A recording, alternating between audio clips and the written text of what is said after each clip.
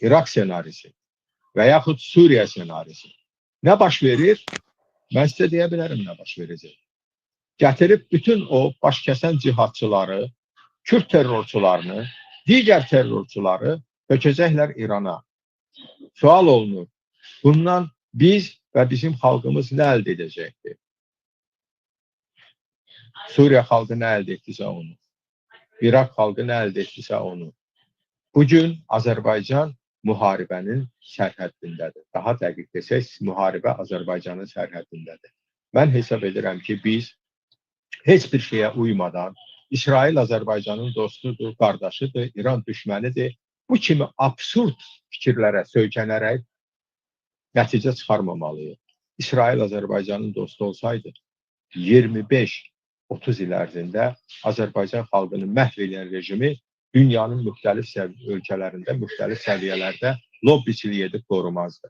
Şəxsən mən İsrailə bu çərçivədən yanaşıram. Qaldı müharibədə Azərbaycana dəstəyinə, İsrail Azərbaycana silah satıb bulundu. Azərbaycan Türkiyənin dəstəyi sayəsində qalib gəlirdi. Vəssalam.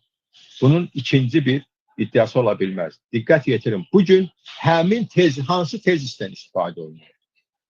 Vaxtilə hələ antiterror əməliyyatı olmamış Qarabağda Azərbaycanı inandırmağa çalışırdılar ki, Rusiyanın razılığıyla bizim torpaqlar işğaldan azad oldu. Rusiya rəğbət yaratma bir kampaniyası gedirdi. Bugün həmin tezisdən məhz İsrailin cinayətkar əməllərinə bəraət qazandırmaq üçün istifadə olunur. İsrail bizim tərəfdaşımızdır. Mən arzu edirəm ki, o tərəfdaş ölkə keyfiyyətində olsun.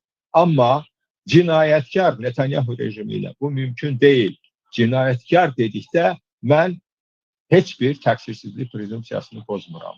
Bugün Netanyahu yeganə hökumət başçısıdır ki, onun barəsində Beynəlxalq Cinayət Məhkəməsinin müharibə cinayəti ittihamı ilə həbs sanksiyası mövcuddur. Netanyahu hökumətini soyqırımda ittiham edirlər. Bu dəhşətli bir faktdır.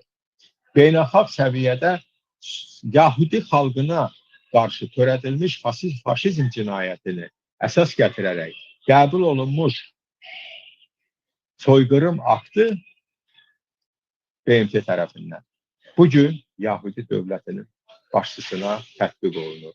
Bu da tarixin bir ironiyasıdır. Diqqətinizə görə təşəkkür edirəm.